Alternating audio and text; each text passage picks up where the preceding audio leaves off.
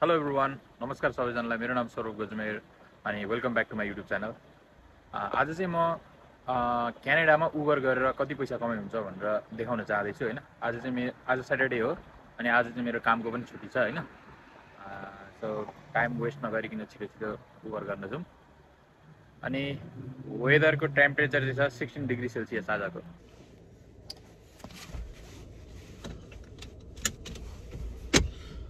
गाडीमा ग्यास पनि रहेन रहेछ है। सुरुमा ग्यास स्टेसनमा गएर ग्यास हालौँ एन्ड देन त्यस पछाडि उबर गर्न जाउँ।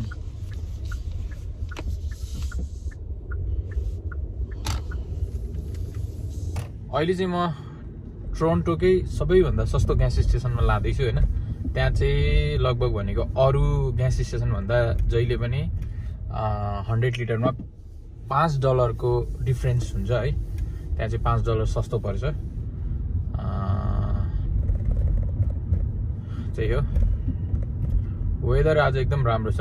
हिजो पानी परेको थियो तर हिजो पनि राम्रै थियो। मलाई त्यस्तो वेदर पनि मन चाहिँ पर्छ। आजको पनि वेदर नराम्रो छैन। अलिअलि घाम लागिरहेछ, बादलले थोरै ढाकिरहेछ।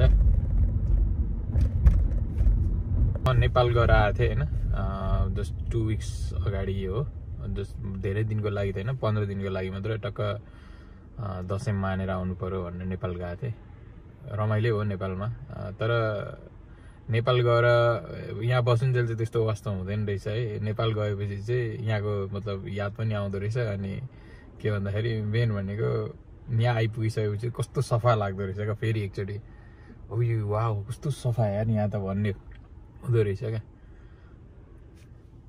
नर्मल्ली फुल टाइम गर्ने उबर ड्राइभरहरूले चाहिँ ग्रस 1800, 1900, 2000, 2100 चाहिँ नर्मल्ली त्यति चाहिँ बनाइरहेको हुन्छन् हैन। त्यो चाहिँ फुल टाइम गर्नेले। त्यसमा चाहिँ टेक्निक पनि चाहिन्छ। त्यतिकै त्यसरी उबर गर्छु भनेर मात्र हुँदैन। कुन टाइम गर्ने, रस आवरलाई पक्रिन सक्नुपर्छ हैन।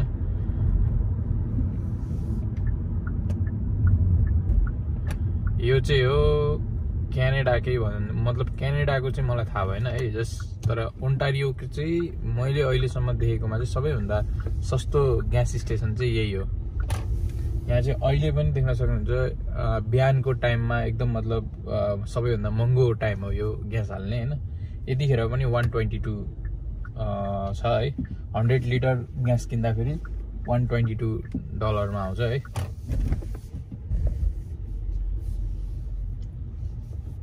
भ्लग बनाऊँ भन्छ हैन, तर टाइम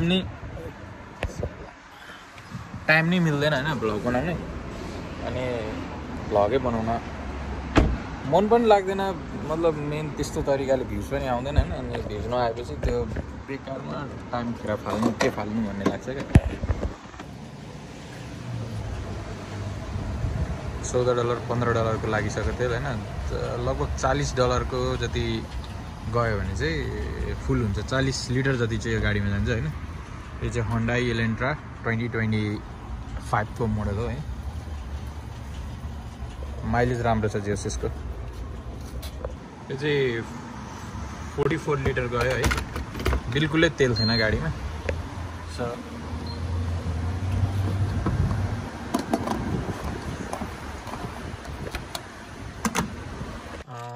ग्यास चाहिँ नेपालमा भन्दा यहाँनिर धेरै सस्तो छ हैन। टाइम अनुसार प्राइस फरक हुन्छ। मैले चाहिँ अहिले टोटल 54 देखेको छैन होला, $54 को तेल हाले हैन। नेपाली 5400 को। अनि लिटर चाहिँ 44 लिटर तेल हाले। जस टाइम अनुसार हुन्छ। रातिको टाइममा हाल्यो भने चाहिँ यही तेल चाहिँ 100 मा झर्छ हैन।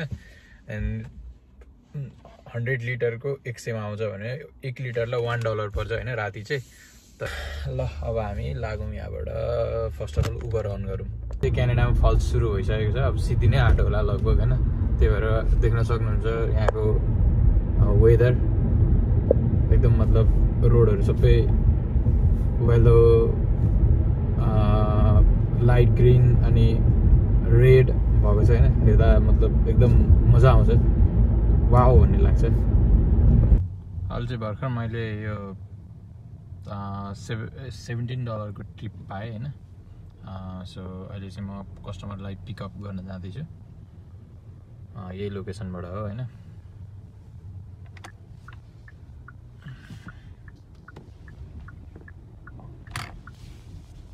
14 बिल्डिङहरु यही हो मेरो फर्स्ट ट्रिप चाहिँ कम्प्लिट भयो है अनि कस्टमरलाई भर्खर मैले यहाँ छोडे एन्ड सेकेन्ड ट्रिपको तर्फ जाँदैछु म अर्को ट्रिप आइसकेको छ मलाई हैन सो त्यही हो भर्खर यो कस्टमरलाई पनि छोडे हैन यो चाहिँ मेरो 1 आवरको $31 भयो हैन अनि अब यो म चाहिँ अहिले पनि ईस्ट योर्कमै छु अब अलिकति यहाँनिर चाहिँ अर्डर आएको छैन सो अलिकति अगाडि बढौँ म चाहिँ अब डाउनटाउनतिर जाँदैछु हैन यता चाहिँ खासै राम्रो खालको अर्डर आएन सो त्यही भएर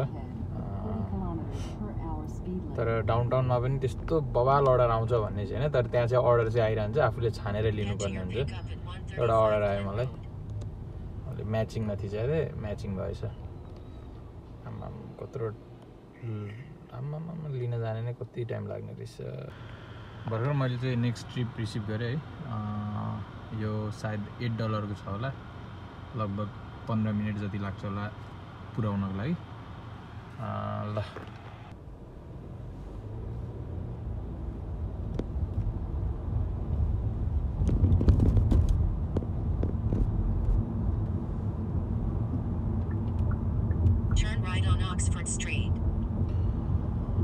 Oxford Street बाट राइट टर्न गर्नुपर्ने Oxford Street यो हो यहाँबाट राइट टर्न गरेर कस्टमर पिकअप गर्नु पर्यो Pick up Rita on the right.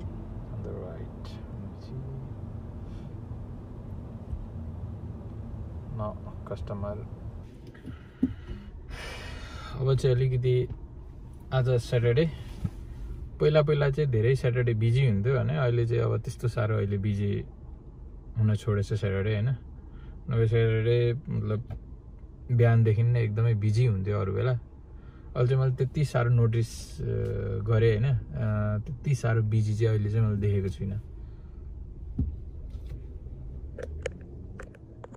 अब चाहिँ म यहाँ घर आइपुगिसके अब गाडी पार्क गरेर खानासाना खान्छु 2-3 घण्टा रेस्ट गर्छु अनि त्यसपछि फेरि हामी उबर कन्टिन्यू गरौँ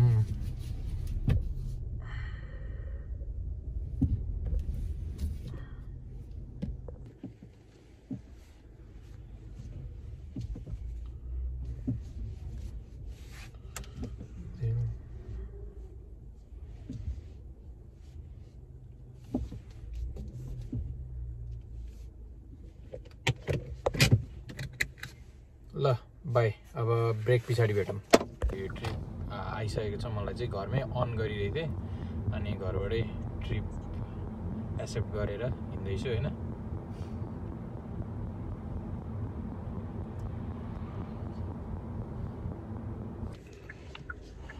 अहिले भर्खर छोडेको कस्टमर चाहिँ टर्कीबाट रहेछ हैन अनि यिनीहरू चाहिँ मेक्सिकोबाट हिँडेर आएको रहेछन् एन्ड जस मुभिङ कम्पनीमा अनि ठुलो ट्रक कुदाउँदो रहेछ जस राम्रो कन्भर्सेसन भयो मजा आयो कुरा गरेर तर मतलब पैसा चाहिँ राम्रो कमाउँदो रहेछ बट मलाई मन लाग्दैन यहाँ बस्न भन्छ त्यस्तै हुन्छ लाइक अब उनीहरू रिफ्युजीमा छन् कुनै कन्ट्री अरू कन्ट्री जान पाउँदैन जबसम्म पिआर हुँदैन तबसम्म त्यही भएर पनि अर्को कस्टमर पिकअप गर्न U-turn from here. Just go. Let's जाना दिन.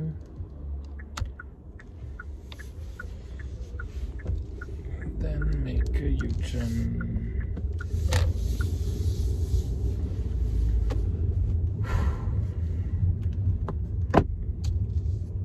Total 28 वटा ट्रिप गरेछु हैन अनि $300 यो चाहिँ टोटल मैले चाहिँ $300 बनाएँ हैन 28 वटा ट्रिप पुरा गर्नु पर्यो $300 बनाउनको लागि चाहिँ उबरमा चाहिँ लगभग भनेको होल डे मैले चाहिँ लगभग भनेको 11 घण्टा 27 मिनेट काम गरेँ हैन त्यतिमा चाहिँ यति डलर भयो हैन नट ब्याड राम्रै हो सो त्यही हो यस्तै खालको भिडियोहरू तपाईँहरूलाई चाहिन्छ भने चाहिँ कमेन्ट गरिदिनु होला म फेरि यस्तै खालको भिडियो बनाउँछु लाइक सेयर एन्ड सब्सक्राइब गरिदिनु होला ल thank you so much next भिडियोमा फेरि भेटौँ हामी